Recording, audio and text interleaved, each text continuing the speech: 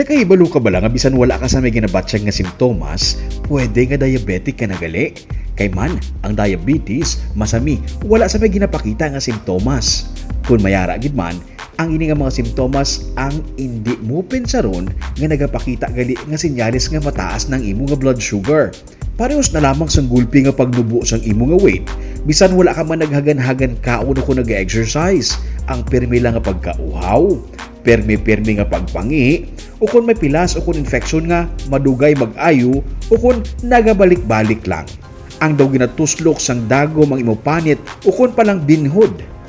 Sa panit sang tawo, may mga senyales man sang insulin resistance nga mahimo magresulta sa diabetes. Most of the time, we see patients also with, I don't know if you observe na, may mga darkening bala sa neck area. Oo, yes, nga mga dark.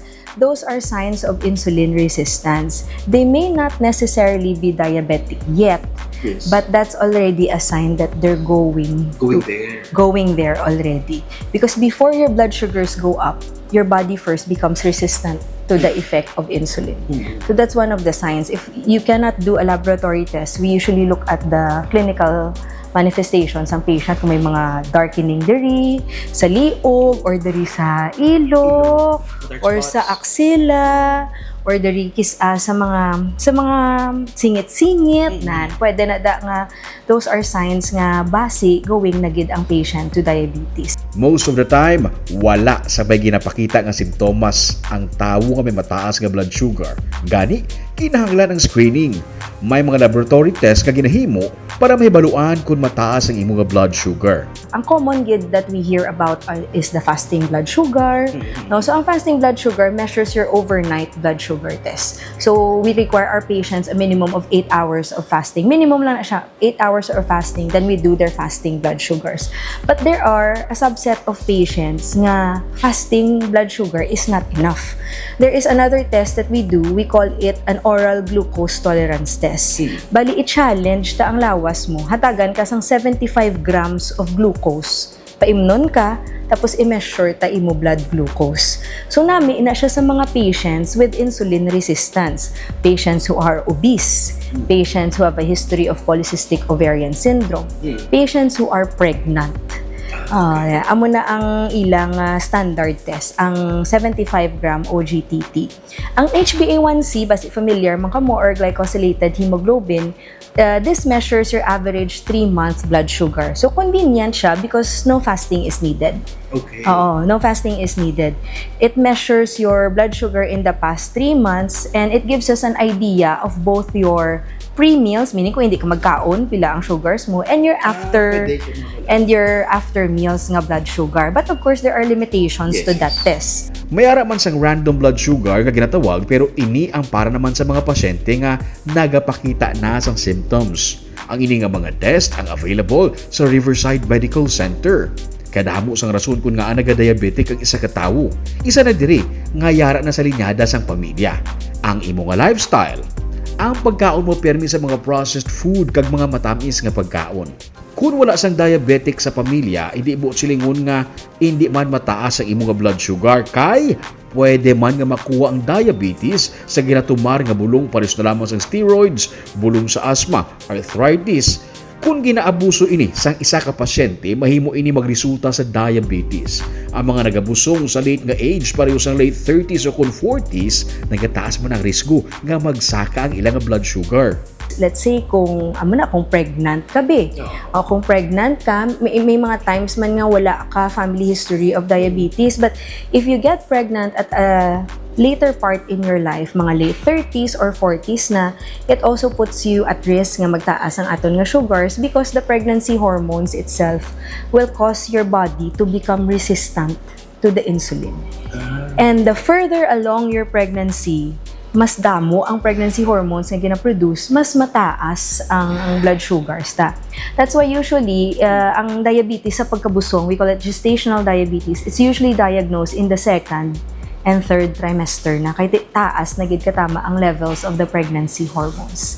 And we usually see this in women nga may family history, kung wala man family history, kung before sedentary ang lifestyle, may history of polycystic ovarian syndrome.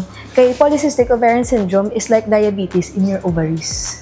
So do isa siya ka kumbaga prelude nga manog diabetic ka. Kung nakasugod ka na balat sa maintenance sa diabetes, forever na ini. Sunod sa kay Doc, may mga pagtuon nga nagapakita nga sa mga huben nga mga pasyente less than 50 years old, pwede pa madula ang ilang medication. May ginatawag na nga diabetes remission. Pwede sila ma-take off sa ilang bulong. Okay. And they can just be maintained on lifestyle lang gid. Diet lang gid, exercise lang gid. Pwede forever na. Yeah. But that is best for patients who are less than 50. So younger. Younger pwede. Younger pwede. Pero kung mga may edad na, do medyo budlayan na kita dira. Mas temprano nga mahibaluan nga diabetic ka, mas maayo para mabuligan ka. Una, ang tsakto nga diet ang importante. Sa kada pinggan naton, kung magkaon kita, dapat katunga sang pinggan, utan ang unod, hindi rice. Kita yabi suli. Rice. Half kanon. That's right. So half dapat utan, 1/4 is the carbohydrate, which is more often than not rice. And then 1/4 is the protein, which is the viand. Tapos I also explained that there are two types of vegetables, the leafy and we have starchy vegetables as well. Starchy vegetables, example, is the potato, carrots, squash, ubod na. Kung starchy vegetables, 1/4 lang gid, 1/4 cup lang ang serving. But if leafy vegetables like lettuce, o ng mga kangkong, pwede ka na iya ka 1 cup per meal.